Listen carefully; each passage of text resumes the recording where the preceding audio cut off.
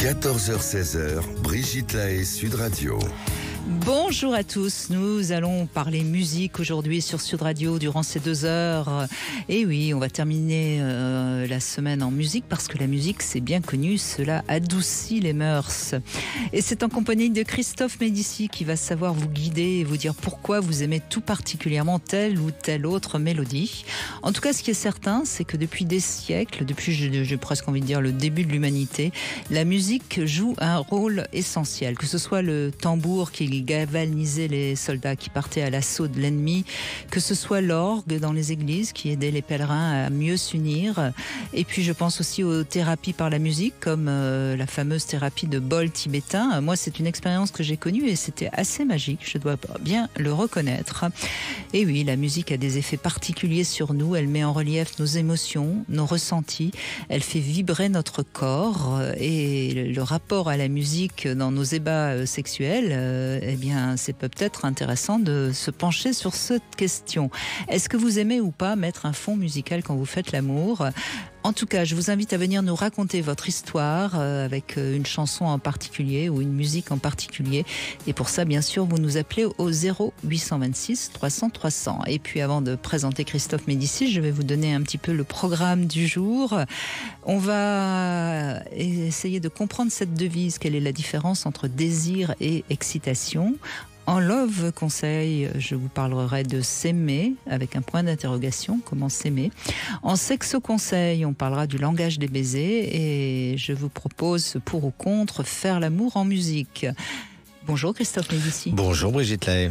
Alors vous avez écrit un livre qui marche très très bien, qui a un vrai succès bien mérité d'ailleurs, Découvrir sa mission de vie par la mélothérapie aux éditions Lanor. Je ne connais personne qui n'aime pas la musique. Non, la dernière étude disait que 94% des Français adoraient les chansons. J'en veux pour preuve toutes les émissions autour de la chanson qui cartonnent. Il y en a même une qui est une des plus vieilles émissions du PAF. N'oubliez pas les paroles, tous les soirs en prime time, regroupe près de 2,5 millions de gens chez Nagui, Brigitte. Tous les The Voice, tous les télécrochets The Voice. En ce moment, il y a The Voice Kids ou là, avant la Nouvelle Star. Et pour autant, c'est vrai que ce livre parle de mélothérapie. C'est-à-dire qu'avec mon meilleur ami que je salue, là, qui s'appelle Philippe Mazet, qui est psychanalyste jungien, nous, on est très branchés chansons. Je sais que beaucoup de vos auditeurs aiment la chanson, parce que la différence quand même entre la musique et la chanson, c'est que dans la chanson, il y a des paroles. Bien sûr, mais j'ai voulu aborder aussi la question de la musique pour une raison très simple. C'est que je pense, quand on fait l'amour, qu'il vaut mieux de la musique qu'une chanson, parce que les paroles, on va être attiré par les paroles et on va donc on va plus être attentionné. On va être un petit peu moins relié à notre partenaire. Ouais. Je pense qu'il est mieux de faire l'amour sur des musiques que sur des chansons. Bien sûr. C'est pour ça que j'ai abordé ce thème de cette manière-là. Mais on peut évidemment parler de la chanson, parce que en revanche, si vous avez une chanson qui est très symbolique de votre histoire d'amour, parce que vous vous êtes rencontrés sur cette chanson ou parce que cette chanson a marqué votre vie de couple, ça peut être intéressant, pourquoi pas, de temps en temps de l'écouter ensemble. C'est ça l'intérêt. Je crois que c'est un moment, c'est une Marlène de Proust qui aura de ses effets et qui va renouer dans le couple. C'est chacun, évidemment, à la bande son de sa vie, Brigitte. Chacun, quand il écoute une chanson, que ce soit dans sa voiture ou ailleurs, ça peut lui référer à un événement de sa vie. Vous parlez d'une histoire d'amour, ça peut être aussi un été qui était sympathique ou alors un événement particulier, le mariage d'un ami. Et cette chanson-là va avoir, vous parlez de Proust évidemment, une connexion avec ses mémoires, avec des mémoires émotionnelles. Volins nolins, parfois pour des moments durs de sa vie. Ce qui est intéressant dans la mélothérapie, c'est le grec mélos. Le mot grec mélos, c'est le mot grec thérapène qu'on a mis ensemble. Mélos, ça vient de la mélodie, chant cadencé, thérapène, soin. Et il est évident que pour nous, avec Philippe Mazet, on pense que les chansons sont la thérapie des gens qui ne savent pas qu'ils font une thérapie. C'est un peu des Monsieur Jourdain qui font une thérapie parce qu'ils écoutent une chanson. Et si cette chanson vous marque, elle a un sens pour vous. Mais n'importe quelle chanson, on ne fait pas de distinction nous, entre la grande, petite chanson. Ce que vous dites dites est tout à fait juste, Ouais. mais je pourrais dire la même chose d'un livre ou d'un film. Ah, mais tout à fait. Quand un film nous a marqué, c'est parce qu'à ce moment-là, quand on a vu ce film, il a parlé de nous. Hein. Tout à fait. Il n'y a que ce qui parle de nous qui nous intéresse, hein, de Tout toute à fait. façon. Mais là où vous avez raison, les chansons, on est tous marqués par des chansons. Et je dirais même que les chansons qui nous ont marqués, enfin, au moment de l'adolescence, c'est un moment où on est très en recherche de qui on est. Elles sont intéressantes parce que elles démontrent un peu quels étaient nos désirs inconscients quand on avait 15, 16, 17 ans. Et ces désirs-là, de temps en temps, c'est pas mal d'essayer de les retrouver quand on est adulte, parce que parfois, on a pris des chemins qui n'étaient pas forcément les bons. Et peut-être que ça peut être intéressant aussi, Tout à pour fait. ceux qui nous écoutent aujourd'hui, de faire un petit retour en arrière. Quelle était la chanson qui vous avait marqué, que vous adoriez quand vous étiez C'est ça, et ado, d'autant plus que nous, on a couplé ça avec l'idée de la mission de vie. Alors c'est un dispositif, je sais que vous avez beaucoup aimé le livre, et merci d'avoir dit ce que vous pensez du livre, sur l'idée que tout le monde a une mission de vie. Et on a la possibilité, via ce Alors, dispositif quand vous qu'on parlez a de créé, mission de vie, c'est-à-dire nous on part de l'idée qu'on revient sur Terre avec une mission. Voilà, et D'accord. qu'on l'a choisi là-haut. Il y a un côté un peu spirituel, on adore la spiritualité, Jung était très spiritualiste, hein. Donc il y a l'idée que notre âme s'est réincarnée avec une mission à accomplir. Alors c'est pas mission impossible, c'est mission possible, voilà. Et l'idée, c'est que, avec ce dispositif, les gens vont avoir des réponses. Ils vont avoir des réponses sur ce qu'ils amènent à l'humanité, leurs points forts, leurs points faibles, leurs quêtes profondes. Et à la fin, sort en une phrase leur mission de vie. Et d'ailleurs, à chaque fois qu'on fait, avec vous, on a déjà fait une ou deux émissions là-dessus, ou des conférences aux quatre coins de France. J'étais encore à Nice cet été. J'ai fait une conférence sur la promenade des Anglais. Et les gens étaient bluffés. Peut-être qu'on va pouvoir faire jouer les auditeurs, là, leur demander quelle chanson, que vous l'avez dit, on trouvera des clés. Et vous allez voir, Brigitte, à chaque fois, ça tombe juste. C'est quand même étonnant. Après, non, c'est pas étonnant, parce que de toute façon, si on aime particulièrement cette chanson-là, c'est qu'elle parle de nous. C'est une chanson qui montre, qui touche à notre inconscient. Notre inconscient ou pas d'ailleurs. Ouais, en tout cas, un événement. Parce que l'idée, en fait, vous parliez des films. Vous avez raison, les films, c'est pareil. Mais la différence entre un film et une chanson, c'est prenez n'importe quelle chanson que vous aimez. Combien de fois on l'a écoutée dans notre vie? Quand elle repasse sur n'importe quoi, Chante France ou Nostalgie, c'est peut-être la 600e fois que j'entends telle chanson, Le chanteur de Balavoine. Le chanteur de Balavoine, c'est ma première boum. J'avais 12 ans. C'est le premier 45 tours que j'ai acheté pour l'offrir à quelqu'un à ma première boum. Vous vous rappelez, on allait en boum, nous, notre génération. Et ben voilà. Et bien, à chaque fois que j'entends Le chanteur de Balavoine, qui a été le tube qui a fait connaître Daniel Balavoine, on est bien d'accord. Avant, ça marchait pas très bien pour lui. Et bien, à chaque fois que je réentends le chanteur, je suis le Christophe de 5e, de 12 ans, qui va faire son premier bisou. Vous aviez envie d'être chanteur Pas du tout. Non. Mais j'avais acheté à la petite Mais qu'est-ce qui fille. vous a plu dans cette chanson? Mais j'adorais le chanteur de Balavoine. Et d'ailleurs, pour moi, le chanteur de Balavoine, c'est un homme qui explique ce qu'est sa mission de vie. Qu'est-ce qu'il veut faire de sa vie? Je me présente, je m'appelle Henri. Moi, j'aimerais bien réussir ma vie, être aimé, être beau. Il dit qu'est-ce qu'il veut être? Qu'est-ce que je veux faire? Qu'est-ce que je veux donner à l'humanité? Je veux dire, vous vous êtes reconnu dans cette chanson. Mais je pense. Oui, c'est le message que vous transmettez à ceux qui nous écoutent. Je pense que l'idée de vouloir être connu, réussir sa vie, faire quelque chose de sa vie, avoir un destin, et puis avoir des choses à transmettre aux gens. Alors, oui, certainement. ne prenez jamais l'hélicoptère. Hein. Mais c'est-à-dire que je fais très attention quand je suis au milieu du Sahara. Vous savez, on me l'a proposé une 50aine de fois. Je dis non, surtout par tempête. Je dis non, s'il te plaît, je veux pas être paix à son âme. Mais regardez, ils sont éternels ces gens-là. Alors moi, je voudrais revenir quand même sur la musique, si ça vous ennuie pas. Même si je comprends bien que vous êtes très fan de votre livre, et vous avez raison. Ce qui est important quand même dans la musique, c'est que elle fait vibrer les cellules de notre corps. Et comme je le disais encore hier, notre corps ne ment jamais, et notre corps, si on le laisse aller sur la musique, on sait par exemple à quel point la danse a des effets bénéfiques sur notre santé, sur notre organisme. Et donc, écouter de la musique, l'écouter réellement, pas en fond sonore comme ça, eh bien ça permet de laisser le corps ressentir, et ça permet de laisser aussi les émotions.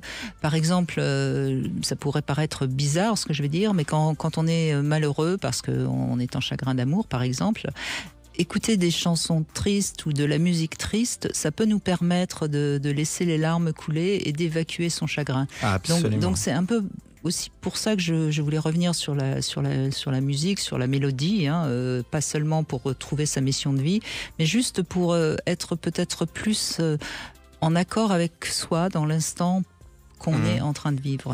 Et c'est tellement vrai ce que vous dites, Brigitte, qu'une étude est sortie il y a quelques mois qui dit même qu'il y a ce qu'on appelle en anglais, c'est des chercheurs américains qui l'ont trouvé, un skin orgasme, un orgasme de peau quand on écoute de la musique. Un skin orgasme qui font que la musique est orgasmique parfois. Alors c'est un certain type d'orgasme, c'est le skin orgasme, c'est-à-dire que ça te donne des frissons, j'ai les poils, et ça a été étudié, presque 70% des gens ont un skin orgasme en écoutant certaines musiques. Moi, par exemple, c'est peut-être vous allez me dire, voilà, je suis fou de The Voice. Je regarde tous les The Voice parce que j'aime tellement voir. Moi, je dis ces gens qui font leur presta là, ça fait des mois, des années et des années qu'ils rêvent. Alors, ils vont pas tous devenir des Florent Pagny ou des Clara Luciani, mais ils sont géniaux. Et là, en ce moment, il y a The Voice Kids. Je regarde autant The Voice Kids que The Voice. Je trouve quand quelqu'un chante, je crois même que c'est vous un jour qui me l'aviez dit en off. Vous m'avez dit quand quelqu'un chante, il est forcément branché sur son enfant intérieur. Oui, c'est moi qui vous ai raconté ça. Et je suis entièrement d'accord avec ça. Il est évident que d'ailleurs les enfants chantent très bien. The Voice Kids, c'est extraordinaire. C'est les adultes qui souvent n'arrivent plus à chanter parce qu'ils ont coupé leur relation à leur enfant intérieur. Avec leur enfant intérieur. Et d'ailleurs, qui ne chante pas quand il est tout seul dans ta voiture, dans votre voiture. Et j'invite vraiment les gens à oser chanter tout seul s'ils ont peur du ridicule, mais chanter, écouter de la musique, danser, libérer votre corps. Et vous parliez de spiritualité tout à l'heure. Il n'y a pas une religion au monde, Brigitte, depuis la nuit des temps, et Dieu sait s'il y en a eu, des polythéistes et tout ça, qui n'a pas, pour regrouper les humains, la musique et la chanson. Il n'y en a pas une, ça relie. Vous prenez les temples des protestants, vous vous rappelez comment ils chantent, prenez les bouddhistes, vous prenez n'importe quelle religion, qu'elle soit monothéiste ou autre, ils ont tous chanté ensemble. Parce qu'en plus, non seulement ça relie, mais il y a une dimension généreuse quand on chante ensemble, qui amène cette émotion collective extraordinaire qui s'appelle la liesse. Les succès des chorales, évidemment, ça fait énormément de bien aux gens qui vont chanter en chorale. Donc, c'est à vous maintenant de nous dire qu'est-ce qui vous émeut, qu'est-ce qui vous transforme, qu'est-ce que vous aimez dans la musique au 0826 300 300. À tout de suite. 14h-16h, Brigitte Lahaie, Sud Radio. Et nous allons commencer avec Florence à parler musique grâce à Christophe Médissier et à son livre, un peu notre fil rouge, découvrir sa mission de vie par la mélothérapie. Bonjour Florence. Bonjour Brigitte, bonjour Christophe. Bonjour Florence. Et vous écoutez beaucoup de musique, Florence, bien sûr. Tout à fait, c'est tout à fait ça. La musique, c'est tous les jours, tout le temps. J'ai un travail où je suis souvent dans la voiture, donc c'est la musique dans la voiture. Je m'endors avec la musique ou de la méditation. Et j'écoute la musique chez moi, c'est tout le temps en fait. Ouais, j'ai tout le temps un fond de musique, et de tout genre de musique. Et voilà, il n'y a pas une journée sans musique dans ma vie. Ouais. Vous avez bien raison. Et quel serait le genre de musique que vous préférez? Parce qu'on a quand même forcément des musiques qu'on préfère, même si on aime la musique. Oui. Le genre de musique préféré, c'est plutôt des musiques contemporaines, voilà, des artistes du moment. Et je partage ça du coup avec mes enfants, surtout avec ma grande fille qui est adolescente et qui aime beaucoup la musique aussi. Donc c'est un point commun. Donc c'est des chansons que vous écoutez, c'est pas de la musique. Tout à fait. Oui, des chansons, oui. Oui. Et vous avez les mêmes goûts que votre fille, parce que parfois c'est un petit problème de génération entre parents-enfants, on se dispute un peu. Ouais, non. Alors oui, des fois ça peut arriver que je lui dise écoute, je mets ce que je préfère, voilà. Et on fait chacune notre tour en fait. Mais souvent sur ma playlist il y a des chansons qu'elle aime bien aussi. Non, il y a des points communs, voilà. Et vous arrivez à vous faire découvrir mutuellement vos chansons que vous aimez bien? Tout à fait, oui, c'est vrai. Oui, parce que ça peut arriver des fois qu'elle écoute certaines chansons. Je lui dis, ça c'est plus de ma génération que de la tienne. Ouais. Oui, ça arrive. Et on pourrait vous demander si vous avez une chanson préférée, c'est plutôt une chanson française ou une chanson internationale, Florence? Alors là, ce sont des chansons françaises en ce moment et des chansons qui me font penser à des personnes... alors soit des personnes qui sont sorties de ma vie, soit des personnes qui soit des personnes qui rentrent. Ça me fait une nouvelle personne qui rentre dans ma vie, ça me fait toujours, je trouve toujours une chanson qui m'y fait penser et que le texte me fait penser un petit peu. Ouais, c'est rigolo, ouais. Ouais, c'est intéressant. Vous associez une relation à une chanson. Tout le temps, oui. Une rupture, par exemple, la rupture avec mon ex-mari, il y a une chanson en ce moment d'Imen S, c'est Quitter. On l'écoute je l'écoute tout le temps. Ma fille, elle aime bien aussi, et ça me fait penser à mon ex-mari. Voilà, tu fais ta vie, je fais la mienne, et puis voilà. Ah bah c'est positif, malgré que ce soit une chanson de rupture. Tout le temps. Ah oui, non, tout le temps. Ça me fait penser à la personne, mais sans que ce soit nostalgique. Non, du tout, oui. Après, ça a pu m'arriver dans les périodes de vie, la période de rupture, période de deuil, d'avoir des chansons tristes. Notamment, j'avais pendant très très longtemps la chanson de Simon & Garfunkel, celle-là. Mais c'était positif parce que... Laquelle de Simon & Garfunkel, laquelle? The Sound of Silence. Oh, j'adore cette chanson. Vous l'adorez, Brigitte. Ah oui, moi je l'aime par Marie Laforêt parce que je suis une grande fan de Marie Laforêt. Et j'ai découvert une adaptation faite par Gérard Lenormand des années 70 où il parle d'écologie sur The Sound of Silence et c'est pas les mêmes paroles. On peut la trouver sur YouTube, c'est incroyable. Non, mais vous la connaissez, cette adaptation de Lenormand? Je sais pas. Mais les paroles de La Voix du Silence sont magnifiques. Mais vous adorez Marie Laforêt. Oui, mais cette chanson est merveilleuse. Et puis la mélodie, évidemment, c'est Simone. Et moi, vous savez ce que je trouve extraordinaire, Florence? Je parlais il y a quelques minutes au début de l'émission de The Voice Kids. Vous savez, les petits de 6 ans, 8 ans, 12 ans, mais qui se mettent à chanter la quête de Brel ou Quand on n'a que l'amour. Vous imaginez, Brel, il est mort en 1978. On va pas parler sans arrêt des kids parce que moi je suis pas fan des enfants qu'on amène à la télé faire chanter à 12 ans. Donc je l'ai dit, vous en avez parlé, maintenant on n'en parle plus. On n'en parle plus. On est d'accord. Non mais c'est que c'est les parents qui projettent, qui envoient leurs enfants. Oui, et puis je pense surtout que c'est pas. Enfin, on sait à quel point certains enfants ont très mal vécu le fait d'avoir été starisés très tôt. Donc c'est le point. L'effet pervers. Voilà, moi j'étais contre les Miss, les petites Miss, et sincèrement je suis pas fan. Je ne regarde pas The Voice, donc je ne sais pas, mais je pense que c'est quand même important de signaler qu'un enfant c'est un enfant et qu'il faut peut-être le laisser à sa place d'enfant. Oui, je partage, mais j'aime tellement la chanson que... Non, ce que je voulais juste dire, c'est qu'ils sont excusez-moi d'être un peu rabat-joie. Non, je vous en prie, Brigitte, n'êtes pas rabat-joie, vous avez raison de poser la limite pour les enfants. Ce que je trouvais génial, c'est qu'une chanson, c'est éternel. C'est-à-dire, le chanteur est mort, Brel, en l'occurrence 1978, et en 2024, on chante encore Brel. Il est encore là, Barbara aussi. Et la chanson, si elle touche...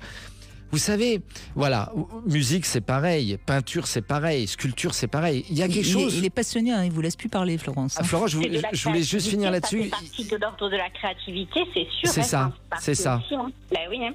Complètement. Dans la préface d'une pièce de théâtre de Victor Hugo, il disait que l'art a quelque chose qui touche au grand et au vrai.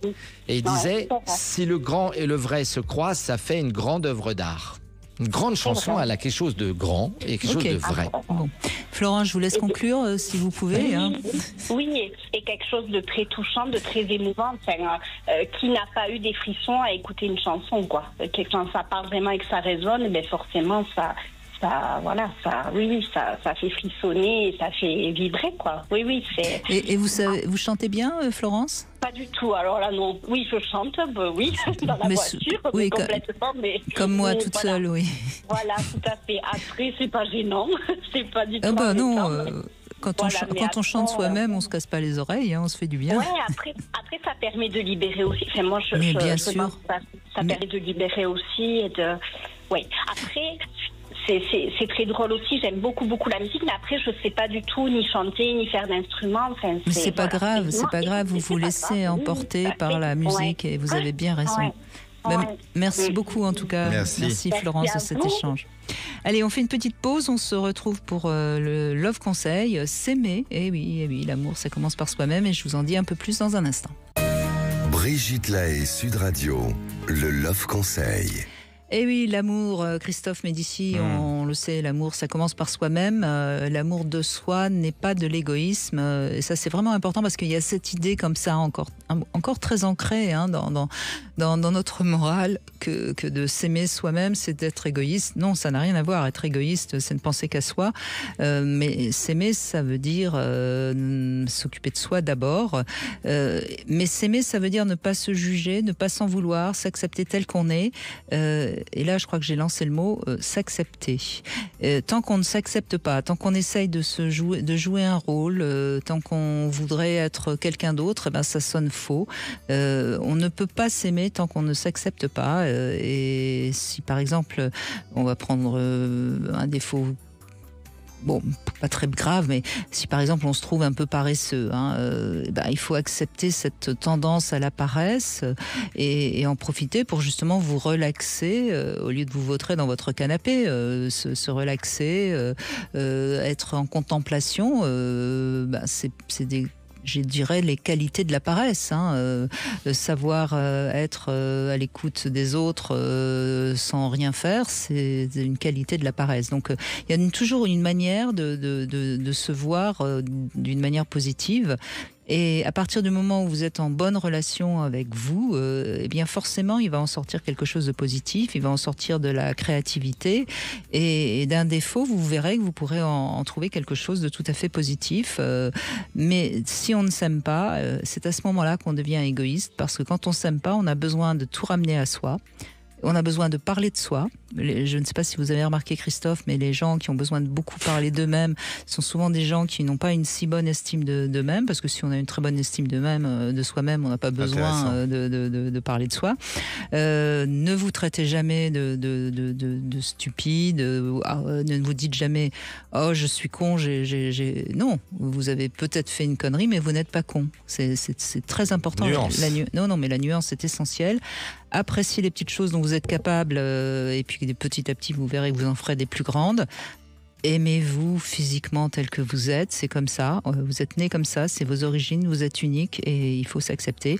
Et puis inscrivez quelque part plusieurs de ces phrases à méditer tous les jours. Je suis une belle personne, j'ai de la tendresse pour moi, je suis mon meilleur ami, j'ai confiance en moi, ma vie a du sens. Enfin, aidez-vous à vous aimer vous-même. Tout à fait d'accord. L'estime de soi, autrement dit, ça se travaille. L'amour de soi, ça se travaille. Oui, et c'est tout le temps, toujours. Et il faut vraiment, je vous assure, c'est une condition indispensable pour être bien avec soi et bien avec les autres. Et n'oublions pas qu'on aime l'autre comme on s'aime soi-même. Il paraît. Donc si tu t'aimes bien, t'aimeras bien l'autre. On continue avec Jacob qui est avec nous. Bonjour Jacob.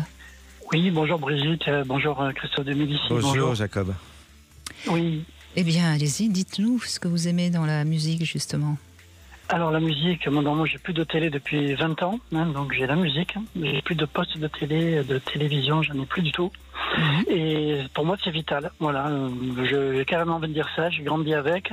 J'ai eu une maman qui m'a bercé avec Barbara, qui jouait de la guitare. Votre maman jouait de la guitare ? Oui. Oh, oui. Magnifique, oui. Mais elle sortait aussi en boîte, elle dansait dans les années de disco. Elle était très, je dis elle était parce que malheureusement elle n'est plus là. Très, très joyeuse et toutes sortes de musiques, mais surtout des musiques entraînantes, surtout la grande époque du disco, quoi. J'ai eu le disco dans tous les sens, les Bee Gees et tout le reste. Donc j'ai grandi dans la musique. Moi, de mon côté, c'est les années 70. C'est plein de choses, plein de choses, plein de musique. Et ça vous arrive, j'imagine, d'écouter des chansons particulièrement qui vous relient à elle, parce que quand vous dites elle est plus là, non, elle est encore là en vous. Oui, mais bon. Alors ce serait quoi la chanson qui vous évoque le plus votre maman ? C'est toute l'époque du disco, c'est toute l'époque des Bee Gees, c'est toute l'époque toute cette époque des années 80. Mais laquelle parce que comme ça il va décoder, Christophe. Dites-nous la chanson peut-être, ou celle ou la musique qui serait la plus qui là comme ça vous évoquerait le plus votre maman. Et donc celle que j'ai mis pour son enterrement, donc la compagnie créole, le bal masqué, donc en plein dans l'église en fait. On a eu le bal masqué. Je demandais au prêtre, voilà, j'ai dit voilà, on va pas mettre Mozart ou je sais pas trop quoi. On va mettre quelque chose qui lui ressemble, qui est entraînant, et tout d'un coup, ah oui, c'est intéressant parce que c'est un enterrement, c'est surprenant. C'est ce que je voulais, parce qu'elle voyait souvent les enterrements négro spirituels, enfin, vous savez, toutes aux États-Unis, où ils chantent, et elle disait toujours, oh là là, que j'aimerais bien que ce soit comme ça pour moi. Et moi, ni une ni deux, j'ai dit, allez, on y va, la compagnie créole, le bal masqué. Et 2 mois après, on mettait les masques d'ailleurs, en plus. Ah, tiens. Et alors, si vous voulez qu'on joue, Brigitte, vous voulez qu'on joue, c'est ça? Vous voulez qu'on fasse un petit jeu d'émission de vie? Vous êtes prêt à jouer, Jacob? Vous êtes prêt à jouer? Bien sûr. Bon, alors, dites-moi un chiffre entre 1 et 13. 8. 8. Alors, à quel mot, en un mot, mot positif vous fait penser le bal masqué? Alors, évidemment, on a compris que c'était associé à l'enterrement de votre maman, mais là, je vous demande la chanson, le bal masqué, à quel mot positif ça vous fait penser? La fête, sans hésiter. Oui. La fête. Eh bien, c'est votre point fort dans la vie. Vous êtes quelqu'un qui savait amener de la fête quelque part. Quelque part, alors, hein? Oui, regardez, le jour de l'enterrement de votre maman, vous amenez de la fête. Oui, c'était quelque chose de... En plus, vous avez voulu que ce soit joyeux. Vous avez voulu que ce soit joyeux. Une petite église au bord du bassin, Andernos. En tout cas, votre maman, visiblement, savait faire la fête. Et oui. Elle a vraiment fait beaucoup la fête, oui. Elle avait même dans des cabarets. Donc elle vous l'a forcément transmis. Si vous avez l'impression, parce que j'ai entendu un peu votre réticence à ce que vous a dit Christophe, donc si vous avez l'impression que vous ne savez pas faire la fête, c'est important que vous compreniez que quelque part, c'est la perte de votre maman qui laisse une petite trace triste chez vous, qui vous empêche de faire la fête. Mais au fond, vous en êtes tout à fait capable.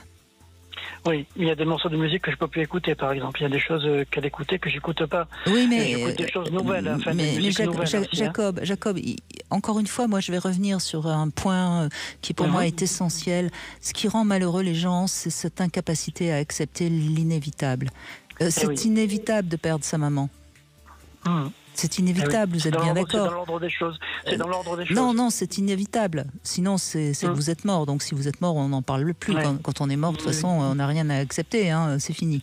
Bon, donc, dans la vie, c'est inévitable d'accepter la mort de sa maman. Vous êtes d'accord? Tout à fait. Bon, donc, il faut l'accepter. Et si vous oui, mais si vous l'acceptez, vous serez capable de faire la fête avec vos amis et vous serez encore plus une belle personne, même si je ne doute pas que vous en êtes une. Et peut-être, Jacob, dans l'envie de réécouter justement toutes ces chansons qui vous évoquent votre maman, j'ai bien entendu, mais vous mettre en joie, parce que finalement, sont-ils complètement partis? Bien sûr, d'une certaine manière, si on écoute le livre vous savez, d'un auteur d'il y a 1 an, la mort n'existe pas. En tout cas, moi je ne crois pas ça, mais en tout cas, c'est un livre qui est un best-seller là depuis quelques temps. Voilà, et ça veut dire que quelque part, les gens ne sont pas morts quand on pense encore à eux. Oui, bien sûr. En tout cas, elle n'est pas morte en vous. Exactement, c'est ça. Non, mais oui. Et tant que vous n'acceptez pas, quelque part, vous la faites mourir. C'est ça que je veux vous expliquer. C'est-à-dire que, surtout que c'était... Vous voyez, votre maman, elle n'a qu'une envie, c'est que vous soyez joyeux. Et que vous fassiez la fête. Comme elle. Elle m'en a parlé, elle me l'a dit. Moi, je veux qu'après, voilà. Alors, qu'est-ce qui vous voyez, alors qu'est-ce qui bloque? Pourquoi ça bloque? Je travaille dessus, je me fais aider. C'est bien. Oui, mais c'est bien de vous faire aider, mais... Je me fais aider. Et je voulais même vous dire que maman, elle est sortie dans des cabarets transformistes avec des travestis. Non, sur Bordeaux, le Vert Galant à l'époque. Ça s'appelle le Vert Galant. Et donc, c'était génial, quoi. Enfin, elle avait une ouverture d'esprit aussi sur tout, quoi. Enfin, je veux dire, c'était la fête, mais n'importe où, n'importe comment. Voilà, il n'y avait pas de restrictions. Et qu'est-ce qui vous empêche de faire pareil? Là, j'ai un réseau d'amis qui est un peu étiolé, qui s'est un peu restreint, on va dire. Avec le Covid, avec pas mal de choses. Ça se retrouve des amis, Jacob. Oui. Franchement. Oui, il faut être positif, vous avez raison. En attendant, j'écoute beaucoup de musique. Je vous dis que c'est une thérapie et ça me fait un bien. J'écoute de tout, j'écoute Dead Can Dance. Alors là, comme ça, quelle serait la chanson que vous avez envie la dernière chanson que vous avez écoutée, que vous avez aimé beaucoup? Alors, c'est un chanteur, c'est très récent, donc j'écoute aussi des trucs nouveaux aussi, parce que c'est bien.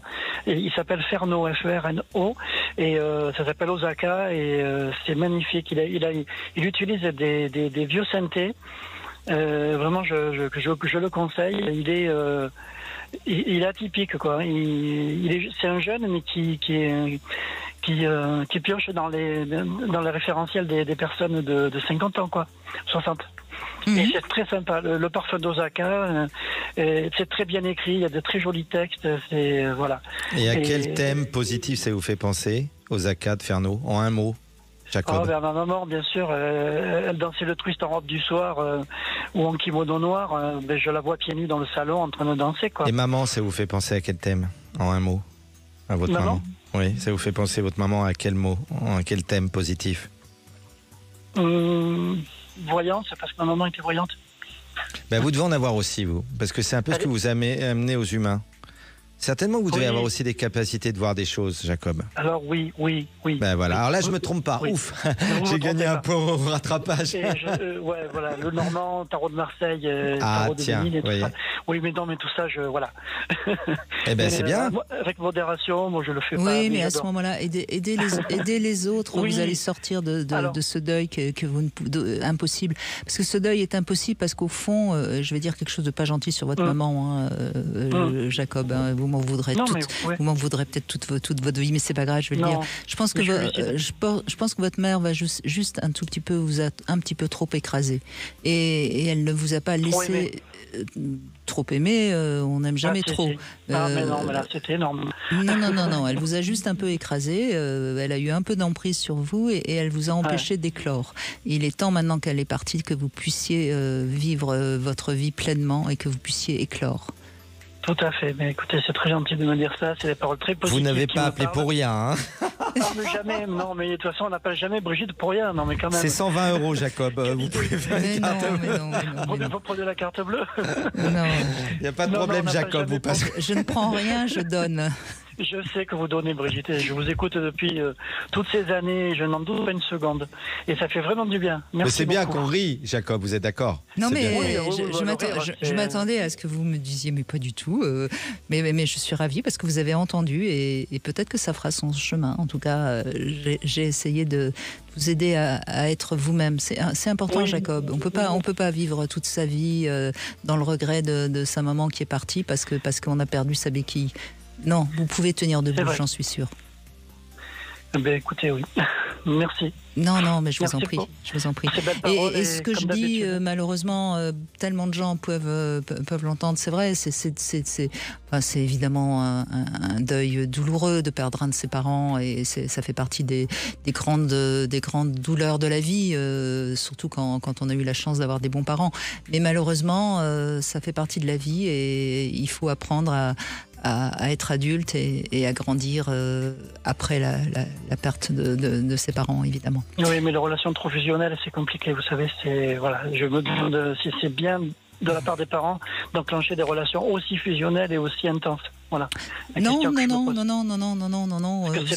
savez, les animaux très vite poussent un petit peu les oisillons ou les bébés mammifères pour qu'ils grandissent et qu'ils volent de leurs propres ailes. Et c'est ça aussi le rôle d'un parent, c'est d'élever ses enfants, c'est pas de les couver jusqu'au bout. Je suis désolée, c'est ça le rôle. Le rôle d'un bon parent, c'est d'élever son enfant pour qu'il puisse tout seul ensuite continuer à vivre. C'est ça le rôle des parents. Je crois qu'on l'oublie d'autant plus aujourd'hui avec le fait d'avoir un seul enfant qu'on super protège et qu'on rend parfois un petit peu trop narcissique. Donc non, c'est bien parfois de rappeler un peu le bon sens. Élever un enfant, le mot à lui tout seul explique tout. Merci Jacob, en tout cas, merci beaucoup. Je vais pas parler pendant 2 heures des enfants, on parle de musique aujourd'hui, enfin. Oui, mais musique enfant, vous avez vu comment on associe? C'est intéressant. Très lié, hein. Oui, l'enfant intérieur.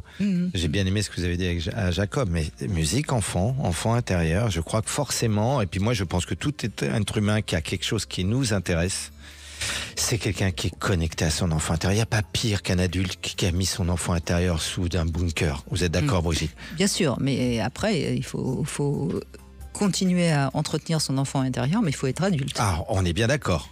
On est bien d'accord. Eh bien, merci Jacob, et puis une petite pause, et on se retrouve dans un instant avec toujours en musique, évidemment. 14h-16h, Brigitte Lahaie, Sud Radio. Christophe Médici est avec nous et nous évoquons les chansons, la musique. Quelle musique serait bonne pour alimenter nos débats amoureux. Vous pouvez nous appeler et en parler avec nous au 0826 300 300. Et nous avons Christian qui est avec nous. Bonjour Christian. Bonjour Brigitte, bonjour Christophe. Bonjour Christian.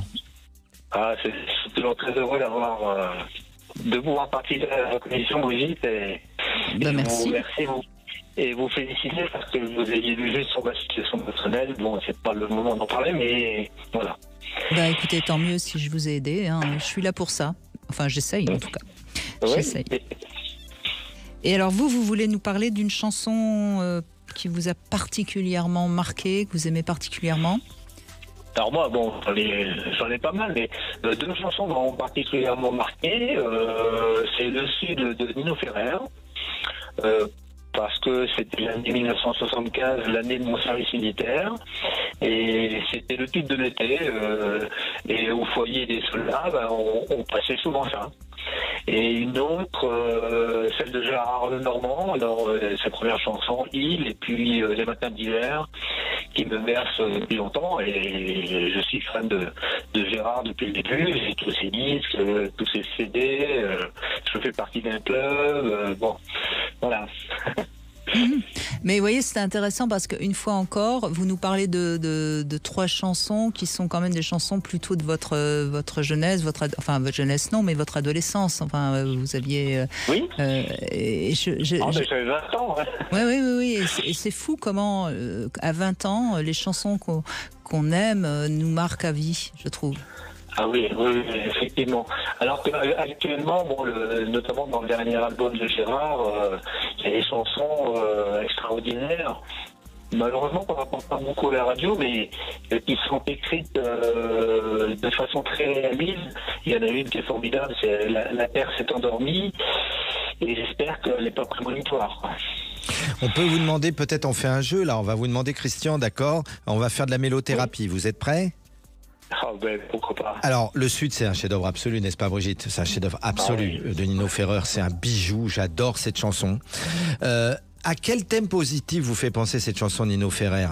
Christian, en un mot, à quel thème? En un mot. La vie, la simple vie. La vie, d'accord. Alors moi, je pense que vous êtes un homme, et d'ailleurs, on l'entend à votre voix. Vous êtes quelqu'un de très vivant. Et vous amenez ça aux humains qui vous entourent. Vous amenez ce que Jacques Salomé, mon ex-enseignant, appelait la vivance. C'est juste ou pas? De la joie de vivre et de la force de vivre. Vous êtes vivant. Vous êtes vivant, Christian. Ah oui, je suis très très vivant. Parce que bon, je fais partie de plusieurs clubs, je fais partie d'une chorale, là je fais partie des 500 voix. Maintenant, ça va passer à 15. Oui, vous aimez la vie, quoi. Vous êtes quelqu'un qui aimait la vie, vous êtes vivant. Il est vivant. Oui. Mais au sens, oui. Oui, c'est marrant. Même si je suis actuellement, mais bon, c'est la vie. Hein. Et ce qui est incroyable, cette chanson du Sud, il a raison, quelque part, parce qu'elle fait le tour, la chanson du Sud. La fin est horrible, le dernier couplet, parce qu'il y aura la guerre un jour ou l'autre. Vous l'aimez pas, j'ai vu à votre visage. Brigitte n'est pas fan. Je suis pas fan, mais ça me regarde. Moi, ça me rappelle un très mauvais souvenir, parce que moi, je suis fou de Nino Ferrer, parce qu'en plus, j'ai 50% italien, et Nino était italien, et on est d'accord. Mais moi, ça me rappelle un très mauvais souvenir, vous voyez, comme quoi les chansons et la Madeleine de Proust. Moi, on est l'été 98. On va revenir à Christian. Merci, oui, d'accord. Christophe. Je ne reparle pas de Nino Ferrer, alors. De mon Nino à moi. Christian, la chanson Il. Et la chanson de Gérard Lenormand. Lenormand. Gérard Lenormand, à quel thème positif vous fait-elle penser, celle-là? Eh bien, alors, Il, c'est parce que c'est la... d'hiver, ça me rappelle mon enfance quand j'allais à l'école avec c'était pas mon frère mais c'était ma sœur. Et effectivement, on se battait à grands coups de boules de neige en riant. Et donc ça, le thème positif auquel vous fait penser cette chanson, c'est l'enfance. L'enfance, oui. Il y a quelque chose qui vous manque. Vous avez une nostalgie de l'enfance. Ça vous manque votre enfance. Il y a quelque chose qui vous manque là-dedans. C'est juste. Oui, peut-être. Oui. Vous avez adoré votre enfance.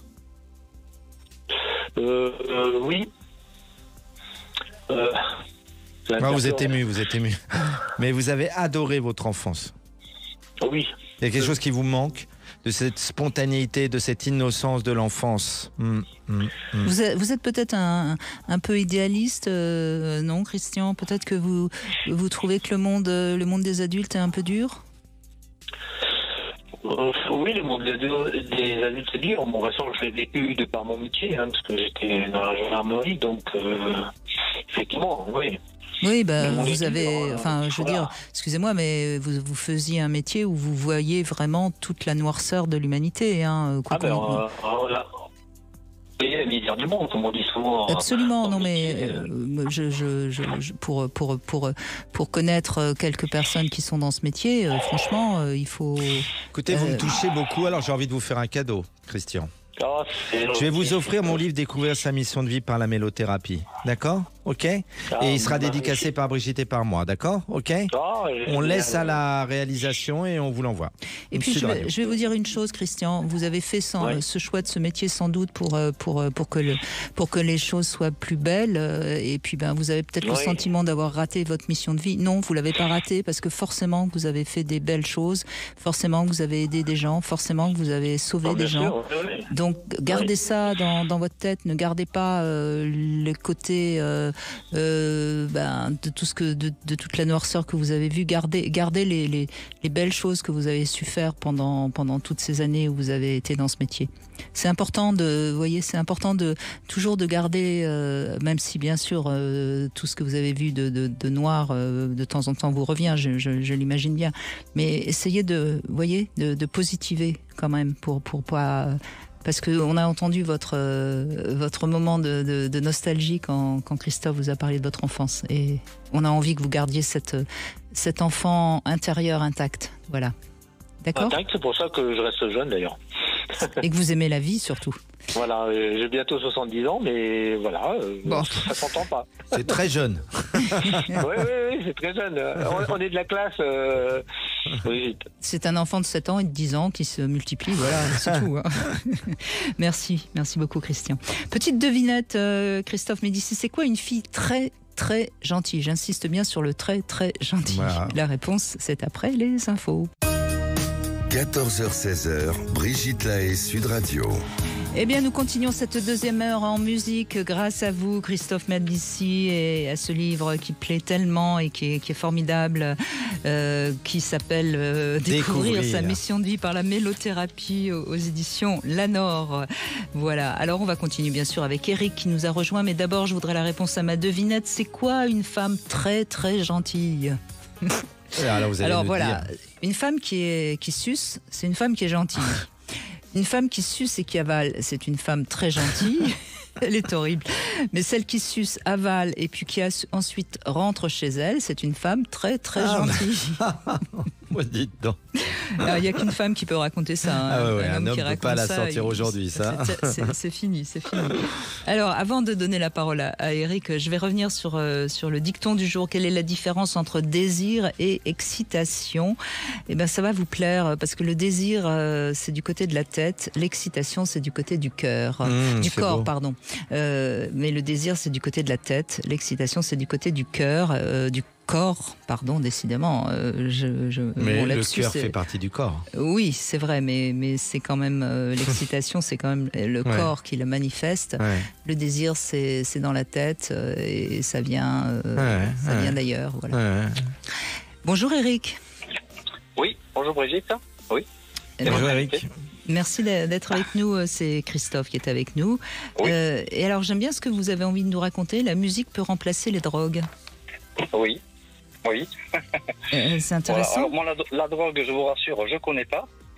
Et donc, effectivement, il y a un certain mal-être dans le pays. Bon, il y a beaucoup de gens qui ressentent le besoin de se droguer à cause de ce mal-être. Et moi, je trouve que la musique a perdu beaucoup de place. Comme repère, j'ai envie de dire, moi j'ai 63 ans, donc j'ai bien connu les années 70-80, et à la télévision il y a beaucoup de variétés, beaucoup de musique, beaucoup de chansons, tout ça, et tout ça, ça a carrément disparu. Il y a quand même, comme le disait tout à l'heure Christophe, il y a quand même, n'oubliez pas les paroles, Voice, qui sont des émissions qui marchent très très fort. Hein. Oui, c'est vrai. N'oubliez pas les paroles, Eric. Tous les soirs de la semaine, c'est 2,5 millions de personnes qui se donnent rendez-vous pour essayer de s'amuser à savoir s'ils retiennent les paroles d'une chanson ou pas. C'est fou. Et c'est une des émissions les plus anciennes, puisque Nagui l'a commencé en 2007 quand même. Hein. On est en 2024. Oui, hein. D'accord. Mais c'est pas la musique telle que je l'entends en fait. Alors comment vous l'entendez, vous, la musique? Moi, la musique, enfin moi j'adore surtout le son. Voilà, je suis un passionné du son. Oui. L'exemple que j'aime donner, c'est par exemple que ma télévision est toujours branchée sur une chaîne IFI. Pour moi, le son, l'émotion d'un film, c'est le son avant l'image. Voilà. Donc voilà, l'émotion, c'est le son pour moi. Et c'est pour ça que j'adore. Moi, j'adore le son. J'adore écouter la radio. Peut-être pour ça aussi. Alors, voilà. je suis assez d'accord avec vous. La musique dans un film est très importante, et en même temps, on ne s'en rend pas compte quand elle est bien, hein, quand elle est, voilà. et qu'elle provoque une émotion. C'est vrai, mais bon, les acteurs, quand ils jouent bien et que ce sont des bons acteurs, ça provoque aussi une émotion quand même. Oui, non, bien sûr. Enfin, quand je dis, c'est pas seulement le côté musique, hein, c'est le côté le parler, quoi. Quand on s'exprime. Oui. Le son, pour moi, c'est tout ça. De toute façon, la radio, voilà. c'est un vecteur d'émotion. Hein. Notre voix, elle est. J'allais venir. La voix, c'est un instrument de musique et c'est un son. Vous savez des voix que vous aimez, d'autres que vous aimez moyennement et d'autres que vous détestez. Vous devez beaucoup aimer la voix de Brigitte Lahaie, par exemple. Alors, moi, au niveau son, j'aime tout ce qui est basse, par exemple. Ah oui, les voix de basse. J'aime moins les aigus. Par exemple, quand je dis j'aime la musique, par exemple, j'aurais du mal à écouter du piano. Le piano, je trouve, c'est un peu agressif. Voilà, j'aime pas le rap aussi. Voilà. Moi, j'aime, par exemple, le hard rock. Voilà. Alors que tout à l'heure, quand je disais c'est une solution pour se détendre, moi, il m'arrive le soir pour me détendre un peu, je me mets le casque et j'écoute du hard rock, par exemple. J'écoute du ACDC, des trucs comme ça. Ça me booste, ça me revigore, ça me permet de déconnecter de ma journée et après c'est reparti. Alors bon, vous êtes quand même assez paradoxal parce que se mettre du hard, alors encore pire, je connais des gens qui le soir très tard mettent du métal, on est d'accord, comme s'ils étaient au Hellfest. Quand vous écoutez les sonothérapeutes ou les musicothérapeutes, parce que c'est pas d'aujourd'hui, Brigitte l'a dit dès le début de l'émission, la musique est thérapeutique bien sûr parce qu'elle imprègne les cellules du cerveau et elle imprègne tout le corps, on est d'accord. Mais pour autant, on doit être sur certaines ondes hertziennes, surtout pour bien dormir, on est d'accord. Et je rappelle à tout le monde que selon l'Institut de veille du sommeil français, 4 Français sur 10 dorment mal, et Dieu sait si c'est un des piliers de la santé, d'accord. Pour s'endormir, mettre du métal juste avant de dormir, c'est pas ce que tout le monde met. Vous êtes d'accord avec moi? Ça excite, ça met le cerveau en onde bêta au niveau du système nerveux, pas en onde alpha. C'est pas ça qu'on va écouter en 96. Mais peut-être que ça vous permet. Moi, je n'écoute pas de la musique avant de me coucher. Quand j'écoute la musique, mais d'autres oui, d'autres oui. Non. Non, mais une heure avant, on peut écouter une musique très. Oui, mais peut-être que quand vous écoutez cette musique-là, ça vous permet de vous mettre en phase avec une énergie qui a besoin de sortir, et puis ensuite vous êtes plus calme, je suppose. Enfin, ça doit être quelque chose comme ça. Disons que ça me procure du plaisir, voilà. Hein. C'est simplement pour ça, quoi. Oui. Ah, mais ça, la notion de plaisir, c'est autre chose. Vous dire, même quand je suis sportif, je fais du vélo. Quand je fais du vélo, je pars faire 3 heures, 4 heures de vélo. Et bien donc, alors vous savez que c'est interdit de mettre des écouteurs en vélo. Donc j'ai solutionné. Il vaut mieux, parce que sinon. Voilà, sur le guidon, je me suis fixé une enceinte Bluetooth et je mets ma musique un peu fort et puis ça m'aide même à pédaler un peu plus fort, vous voyez. Et vous mettez du hard? Ah, je mets un petit peu de tout. Vous montez les Beaux de Provence avec Metallica? Je mets un petit peu de tout. Et alors vous pédalez en rythme? J'écoute un groupe qui s'appelle le New Order, je ne sais pas si vous connaissez. Si, on connaît bien. Ouais. Bon, alors j'espère, excusez-moi Eric, mais j'espère que quand vous faites l'amour, vous mettez pas du hard rock, hein, parce que sinon la pauvre, elle va être démontée. Hein. Il y a des femmes qui aiment ça, Brigitte. Peut-être pas pendant 1 heure. Mais vous savez, vous allez peut-être rigoler. Moi, j'espère. Les gens, quand ils vont à un concert, les gens qui payent un concert, quand ils vont à un concert, quand ils sortent du concert, tous sont contents. Vous allez à un match de foot, si votre équipe a perdu, vous ne sortez pas forcément content. C'est vrai. Oui, mais regardez, vous parlez de chansons. La musique, ça rend heureux tout le monde, c'est ce que je veux dire. Ça relie. Un concert, ça relie. Un match de foot, ça fait 2 clans. Mais vous parlez de chansons et de sport. Non, mais il a raison, c'est intéressant ce qu'il dit. C'est tout à fait intéressant et on va filer la métaphore qu'il nous fait sur chansons, musique et sport. Maintenant, il y a des stades. Par exemple, prenez le stade Bollaert à Lens. Il n'y a pas un match à Bollaert où ils ne chantent pas les chorons de Bachelet. D'accord ? Pour eux, c'est leur hymne, c'est presque l'hymne régional. Mais regardez maintenant le rugby. Pourquoi le rugby, maintenant, depuis des mois et des mois et des mois, qui allait penser ça ? On a associé un match de rugby aux yeux d'Émilie de Joe Dassin. Mais qui allait penser un jour que ce serait les yeux d'Émilie de Joe Dassin, que tous les supporters, et même pendant les JO, n'est-ce pas, chantaient na na na na na na dans les yeux d'Émilie. Eh bien non, c'est les yeux d'Émilie que les supporters de rugby chantent quand l'équipe de France de rugby gagne. Qui la médaille d'or aux JO, qui l'équipe de France au tournoi destination. Qui aurait pu associer un jour, Brigitte ? J'ai un côté Lucchini là. Mais qui a pu associer un jour les yeux d'Émilie au rugby avant que les supporters choisissent cette chanson ? Pourquoi les yeux d'Émilie ? Mystère. Mais quelqu'un a lancé l'idée, puis ça a pris, quoi. Eh ben oui, mais c'est extraordinaire. Il y a sûrement une raison, je ne sais pas. Moi, je reconnais que je n'ai pas réfléchi sur cette question, mais c'est intéressant en tout cas, c'est vrai. Moi, quand je dis j'aime la chanson, j'aime mes chanteurs. Un de mes chanteurs favoris, c'est Jean-Jacques Goldman, c'est par exemple. Voilà, moi j'adorais Jean-Jacques Goldman. Hein. Puis bon, j'aimais ses textes aussi, en fait. Sa musique, c'est un génie, Goldman, monsieur. C'est un génie, Goldman. C'est peut-être beaucoup le critiquer, mais bon, moi je trouve quand même, c'est beau de critiquer, mais qui va faire mieux, quoi. C'est un génie, Jean-Jacques. C'est un génie. C'est un génie. C'est quelqu'un de bon. Et puis en plus, et d'ailleurs, ces chansons restent. Vous savez, ce qu'on reconnaît dans un chanteur qui justement reste, c'est son talent. Hein. Quand un chanteur passe les générations, c'est parce qu'il avait réellement du talent. Il y a des chanteurs qu'on a totalement oubliés et qui peut-être avaient plus de succès qu'à l'époque que Brel ou Brassens. Hein. Il y a une super chanson qui est très peu connue de lui, j'invite les auditeurs à l'écouter, ça s'appelle Les Choses. Et c'est une chanson sur le matérialisme. Et le refrain dit « J'ai pris les choses et les choses m'ont pris, c'est plus je pense, c'est j'ai donc je suis ». Oui, bien c'était. Je la connais pas. Moi, en tout cas, moi, je connais bien cette phrase qui est une phrase qui vient de la spiritualité. Oui, bien sûr. Ouais. Mais vous savez, s'il a su prendre autant de recul malgré l'énorme succès qu'il avait, c'est certainement parce que il est en accord avec lui-même et avec les profondeurs de son âme. Ironie du sort, c'est la personnalité préférée des Français depuis des décennies. Il ne fait plus entendre parler de lui. Il vit en Angleterre avec son épouse, qui est une de ses anciennes fans d'ailleurs, tout le monde le sait. Et on dit que cet été, ils l'ont retrouvé en train de faire le tour de Bretagne c'est extraordinaire, en anonyme avec sa femme. Et bien, Jean-Jacques Goldman, c'est la personnalité préférée des Français chaque année. Et puis il avait une musique, je veux dire, moi c'est vrai que tout ça j'aimais aussi les Beatles. Moi, il y a des groupes que musicalement, j'ai du plaisir, vraiment du plaisir à écouter, quoi. C'était un peu ma drogue. C'est pour ça que j'ai dit quelque part la musique, c'est un peu ma drogue. Voilà, c'est comme ça. Non, mais là où vous avez raison, c'est que écouter de la musique, ça fait du bien, quel que soit ce qu'on aime comme musique. Hein, bien sûr, il faut écouter de la musique qu'on aime. Mais oui, il y a aucun effet négatif à écouter de la musique, tandis que la drogue, on connaît par cœur les effets négatifs. Et vous avez raison. Mais encore une fois, je crois que la musique reste et restera, et elle existe depuis la nuit des temps, je pense. Je pense que on jouait du tam-tam dès qu'on a pu se servir de ça. Par contre, si je peux dire un petit mot sur la drogue, moi, ce qui me pose un petit problème, quand j'écoute ce qui s'est dit sur la drogue, on parle beaucoup de la punition. Comment punir ceux qui consomment et comment punir ceux qui font du trafic.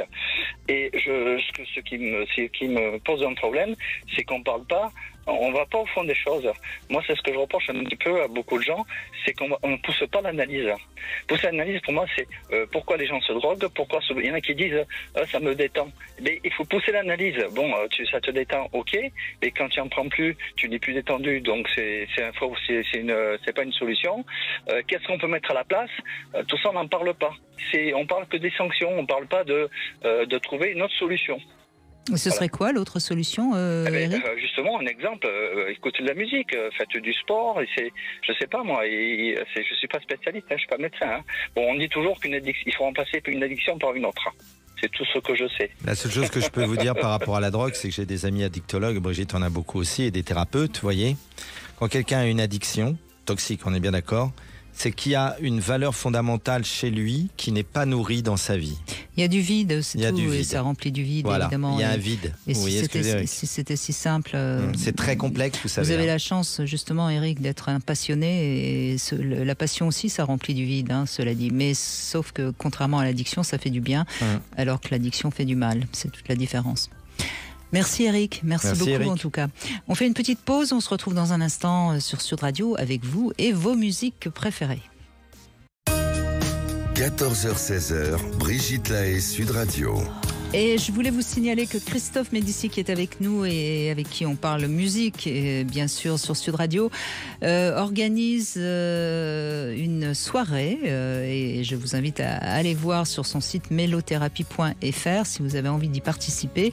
Ça s'appellera Les Clés de la Mélothérapie. Dis-moi quelle chanson tu aimes, je te dirai quelle est ta mission de vie. Et c'est à Paris, ce sera le 27 septembre, donc à Paris dans le 5e. Si ça vous dit, vous allez sur le site mélothérapie.fr. Et on invite les 10 premières comme personnes. Comme toujours, vous avez la générosité d'inviter les 10 premières personnes qui s'inscriront donc sur ce site mélothérapie.fr. Et pour l'instant, c'est Martial qui est avec nous sur Sud Radio. Bonjour Martial. Bonjour Brigitte. Merci d'être avec nous. C'est avec un immense plaisir.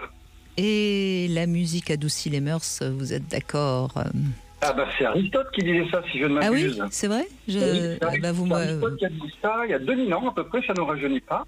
Ça ne rajeunit pas, oui, j'ai bien connu, je l'ai bien connu moi, Aristote. Je lui ai apporté son petit déjeuner. Ah bah, moi je connaissais son beau-frère, c'est sympa. Il était sympa aussi. Et moi j'ai bien connu sa mère. Ah, on va dire donc. Donc voilà, un peu de culture. Et oui, alors non seulement ça adoucit les mœurs, mais c'est ce que je disais, c'est que en fait, la musique, à mon sens, c'est un peu comme l'encens. Ça permet de s'alléger.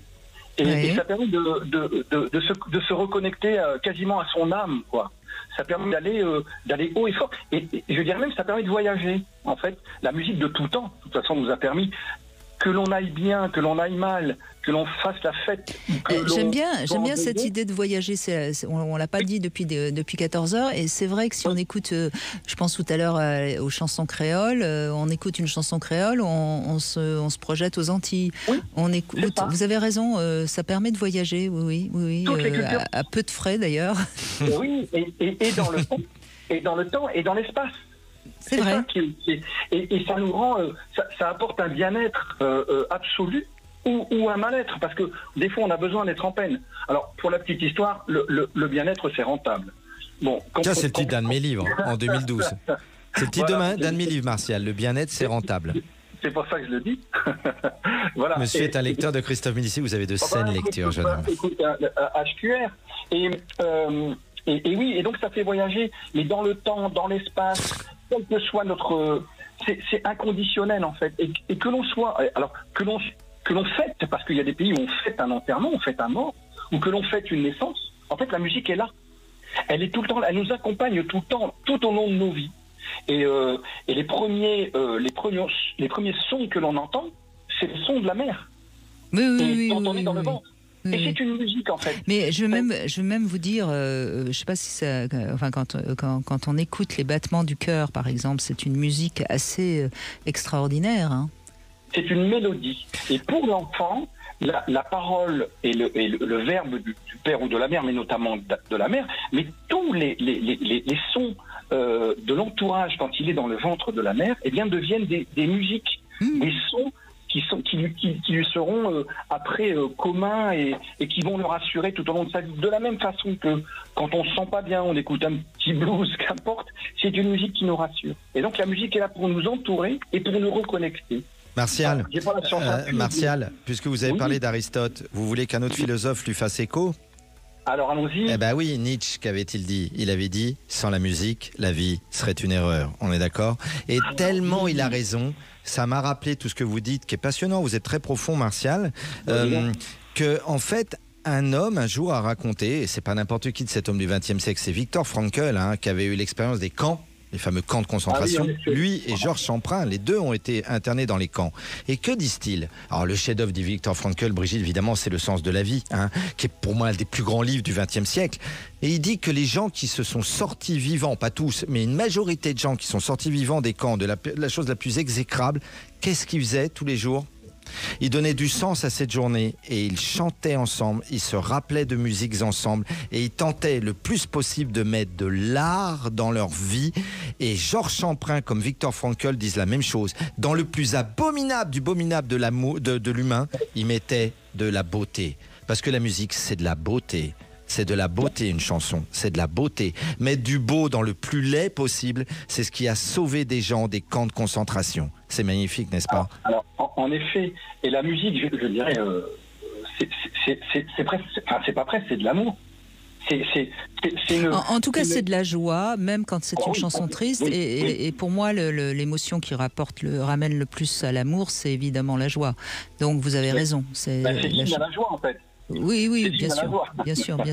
Mais même la Valkyrie qui peut donner du cœur au ventre pour lancer l'assaut. Et ben là aussi, il y a quelque chose à l'intérieur qui permet d'aller de l'avant. Donc il y a à chaque fois. Alors je compose un peu, pas de la musique, mais des paroles. Et puis moi j'ai un lieu où je fais des concerts tous les samedis. Donc voilà, et on fait des jam stations. Génial. C'est où, dans Paris ou Île-de-France ou en province? Non, c'est plutôt près de Toulouse, à Carbone, le garage. Enfin voilà, c'est un lieu de perdition. Génial. Faut pas venir, c'est trop dangereux. Formidable. Eh ben, écoutez, vous êtes formidable, vous œuvrez pour la musique. Vous avez un lieu de musique. Formidable. Plus en avant, parce que par monts et par veaux, et quel que soit le grain, même pendant le Covid, j'ai maintenu les concerts, j'ai été jusqu'au bout, et j'y tiens, parce que c'est une façon de communiquer, une façon aussi, tu sais, quand je vois des jeunes dans la rue, avec un billet de 10 balles, ils peuvent boire une petite bière, manger une frite et avoir un concert gratuit. Et tous les concerts sont gratuits chez moi, j'insiste, parce que il nous faut transmettre. Et puis c'est une transmission, il y a plein de messages dans la musique. Il y a plein de valeurs à l'intérieur. Et on en a besoin. Bravo, Martial. Mais merci beaucoup, Martial. Vous nous transmettez votre amour de la musique et votre enthousiasme. Et ça fait plaisir. Et puis je ne savais pas que c'était Aristote qui avait dit que la musique adoucissait les mœurs. Donc je suis toujours heureuse d'apprendre quelque chose. Donc merci pour tout ça. On fait une petite pause. On se retrouve pour le Sexo Conseil. Je vais vous parler du langage des baisers qui font du bruit aussi. C'est une musique parfois bien agréable. Brigitte Lahaie, Sud Radio, le Sexo Conseil.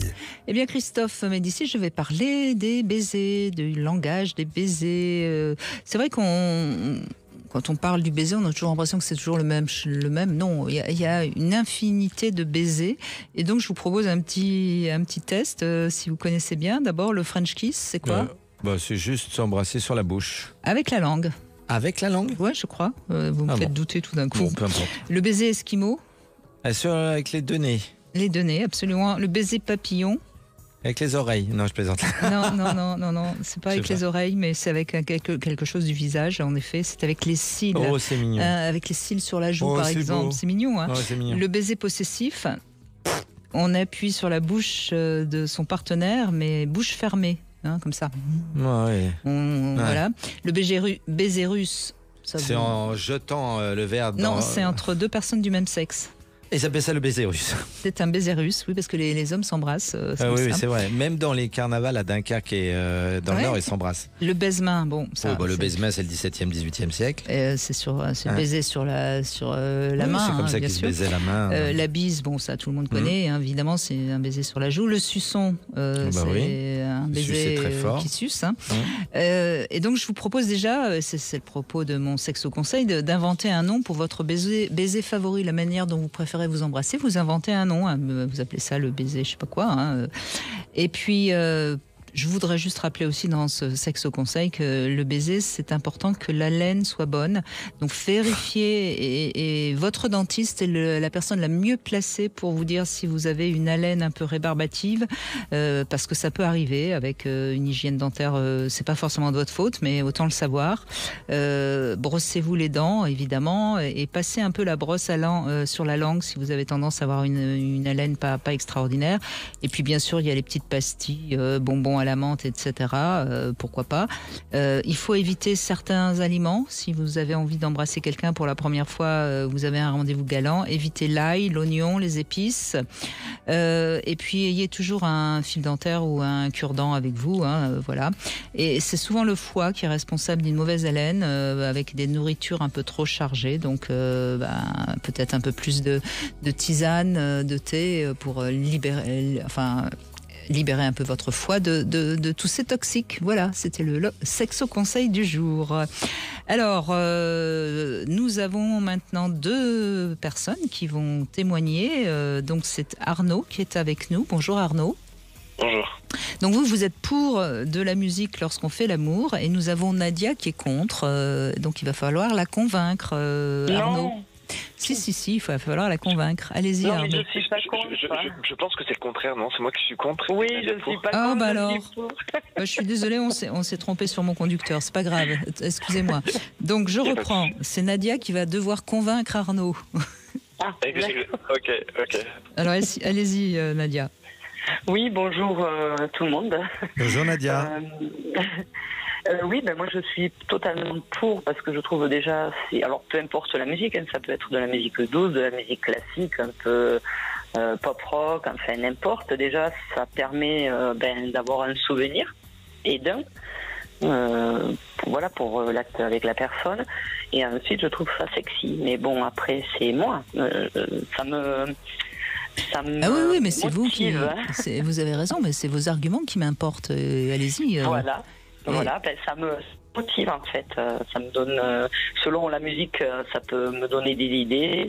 Je trouve ça très chouette. Ça vous apporte, ça vous apporte plus de sensualité. Vous êtes. Je trouve, oui, je me sens peut-être plus à l'aise. Je sais pas. Peut-être on entend moins les bruits personnels de chacun. Enfin, du moins, il me semble, on est un peu axé sur la musique. Du coup, je suis un peu. Ça vous emporte. Ouais, c'est ça. Oui, c'est ça. En plus, si c'est une musique que j'aime particulièrement, oui, ça peut, je pense, m'emporter. Oui. Alors, Arnaud, qu'est-ce que vous avez envie de répondre à Nadia ? Ok. Moi, je trouve ça déjà intéressant. Moi, j'ai essayé avec et sans musique. J'ai essayé avec parce que j'avais l'habitude d'en faire sans. Et moi, je trouve qu'au contraire, ça bride beaucoup. Je dirais en matière de rythme, en matière d'intention musicale, entre guillemets, si on part sur, je sais pas moi, quelque chose de rock ou quelque chose de rythmé ou quelque chose de peut-être trop calme, je trouve que ça a une incidence sur la tension, la sexualité en elle-même. Moi, je crois que, en tout cas, moi, pour ma part, ça vous déconcentre. Ça vous déconcentre, c'est ça. Il n'y a justement pas de musique. Je trouve que la concentration se fait à partir du moment où l'alchimie se crée. Et pour moi, le temps s'arrête et les sens sont en éveil et on va capter l'autre. Et je trouve qu'une musique rajoute quelque chose de superflu quand l'ambiance est palpable, quand il y a quelque chose une atmosphère qui change.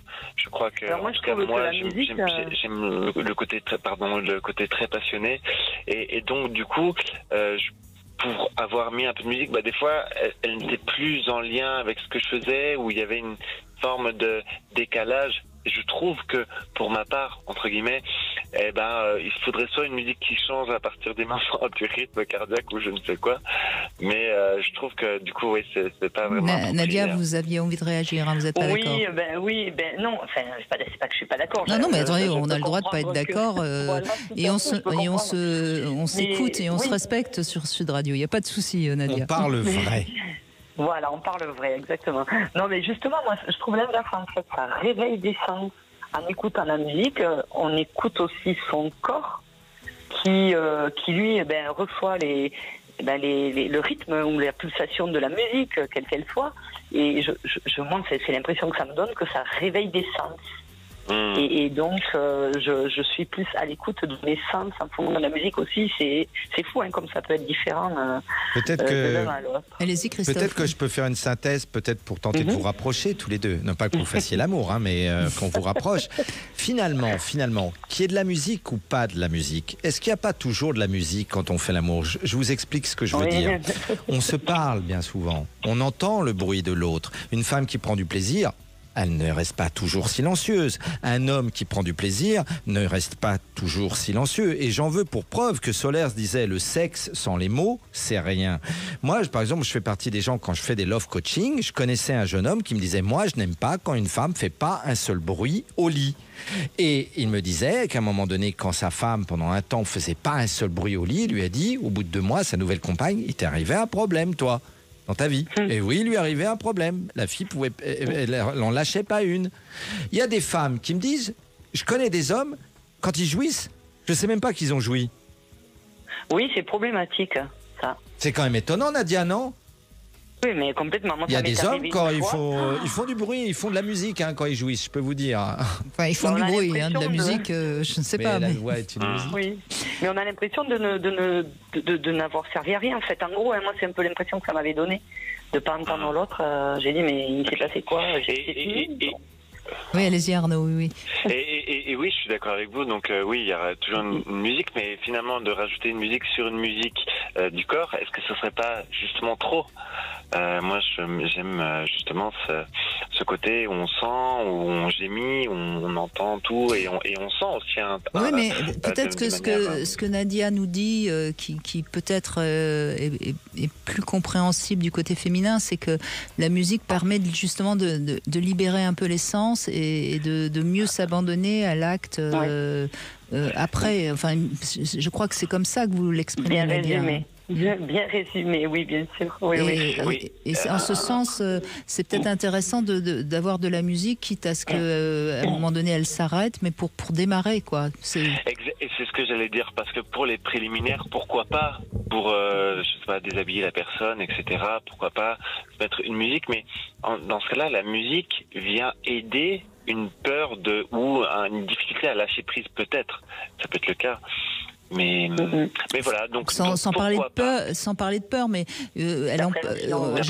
j'aimais bien ce que disait Martial. Ça nous permet de voyager, la musique, ça nous permet de nous emporter, ça nous permet. Et donc la musique, peut-être à un moment donné, en préliminaire, justement, comme vous l'avez dit, Arnaud, ça peut être intéressant. Mais encore une fois, on choisit pas n'importe quelle musique. Enfin, je veux dire, moi j'ai tendance à dire que pour un acte sexuel, il vaut mieux de la musique que des chansons. Parce que les paroles, en effet, vont attirer notre attention. Mais la musique classique, par exemple, en fond sonore, je pense qu'elle peut aider à... comme d'ailleurs il y a de la musique dans des séances de relaxation ou des séances de massage pour aider la personne justement à lâcher un peu, vous voyez. Et ça serait marrant, quel genre de musique marcherait Après, peut-être que le couple doit en discuter ensemble. Mais peut-être pas Wagner, hein, il vaut peut-être mieux des... pas des requiem, on est d'accord, pas des requiem, ça c'est sûr. C'est drôle parce que je trouve que ça révèle aussi un peu quel côté on aime dans la sexualité. C'est quelque chose d'un peu plus, je sais pas, osé ou un truc un peu plus calme ou je sais pas, je pense que ça définirait aussi... en tout cas, moi j'ai déjà reçu des CD qui étaient faits pour les alcôves, hein, avec en effet des musiques assez... langoureuse, sensuelle, oui. Langoureuse. En plus, pour un premier rendez-vous avec une personne qu'on ne connaît pas, je trouve que ça doit pas être mal, ça, en fait, démarrer comme ça. Oui, mais je pense que vous avez, dans l'absolu, vous avez tous les deux raison. C'est-à-dire que oui, un peu de musique, pourquoi pas, mais pas un concert de la compagnie créole. L'important, c'est que les deux se sentent confortables. Et s'il y en a un qui veut de la musique, l'autre du silence, on alterne. Mais parfois, généralement, ça se discute. Moi, je fais partie de ces gens qui n'ont pas besoin de musique pour faire l'amour. Je trouve rien de mieux que je suis d'accord, moi, avec celui qui est de nos deux auditeurs, celui qu'on ne veut pas. Avec jamais Arnaud. je fais l'amour en musique. Jamais. Voilà, non, mais c'est comme ça. Mais je peux comprendre aussi qu'une femme dit, tiens, on peut mettre de la musique. Moi, je m'en fous, mais c'est pas ma cam. Pas besoin de ça. C'est peut-être par gêne, en fait, au début, je veux dire, de la relation. Enfin, moi, je pense que je peux l'interpréter comme ça. Au niveau de la gêne, mettre un peu de musique, ça peut accompagner... ça peut m'accompagner à moi, en fait. Oui, ça vous aide. Ouais, voilà, que ça m'aide. Oui, mais je pense aussi que ça peut être aussi quelque chose qui va développer un petit peu nos sens, hein, la musique. On l'a dit tout au long de l'émission.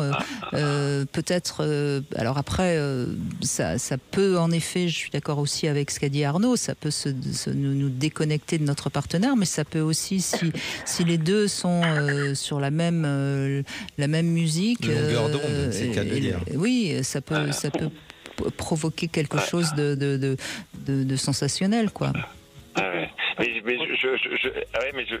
Instinctivement, je sais pas si ça vous le fait, mais j'aurais du mal, moi, à ne pas être en rythme avec la musique, quoi. Par exemple, je me dis une musique lente où je suis... Oui, mais regardez, si on met le boléro de Ravel, ça démarre tout doucement, puis ça monte. Moi, je veux bien, et puis ça dure suffisamment de temps. Voilà, c'est ça.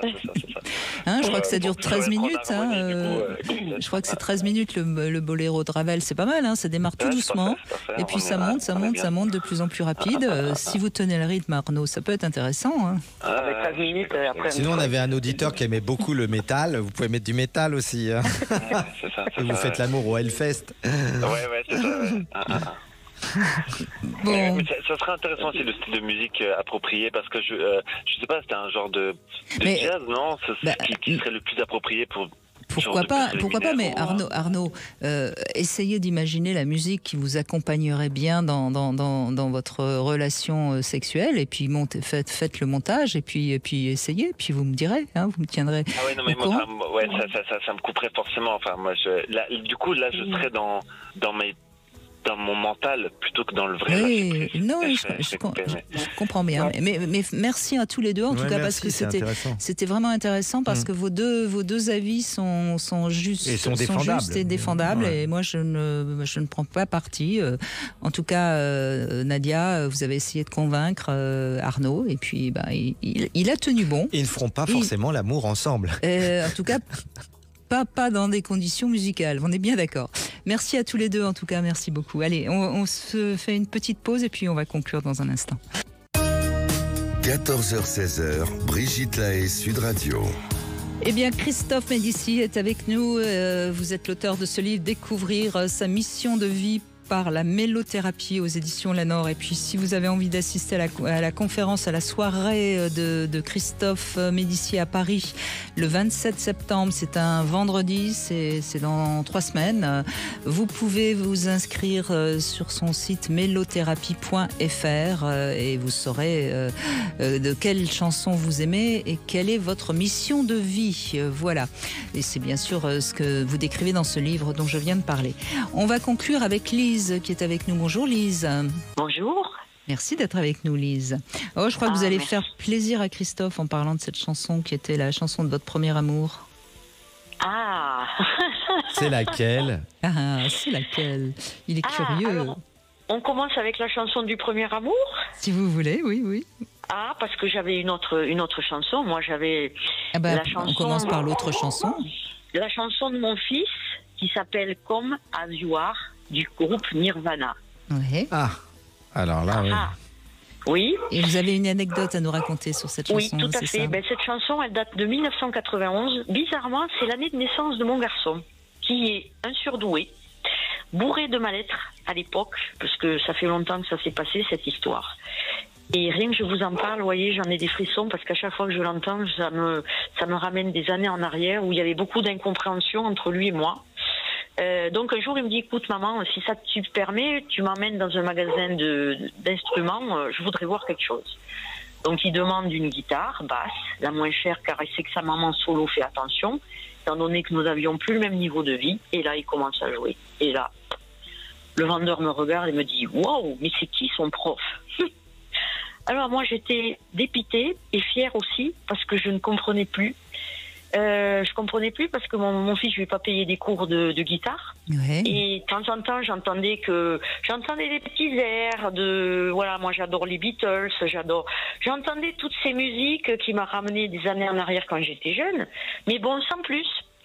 Et là, le mot sort, Internet. Waouh.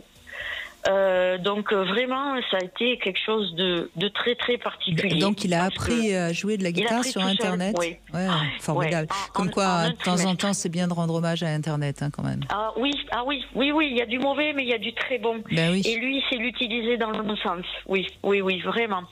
Et donc vraiment, je peux vous dire que de le voir jouer, de voir cette personne qui était là, waouh et tout, j'étais fière, mais je comprenais pas trop, quoi, parce que je vous dis, pour moi, c'était tellement, il passait son temps enfermé dans sa chambre, à écouter des fois des musiques, il m'a fait connaître des groupes que je ne connaissais absolument pas. Bon, Nirvana, je connaissais pas, lui, son truc aussi, c'est les Red Hot Chili Peppers, alors là aussi, il y a eu d'autres chansons, et tout, mais vraiment, voilà, moi, je veux dire, mon fils, à la limite, c'est mon prof de musique.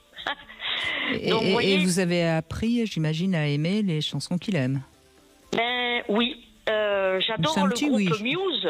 Muse, c'est mon fils. D'accord. Parce que je sens qu'il a beaucoup de goût, il est très doué. Bon, je suis un peu mélomane, mais j'ai pas tout à fait les mêmes goûts que lui, mais c'est vrai que quand j'entends tous ces groupes, de suite, je pense à lui.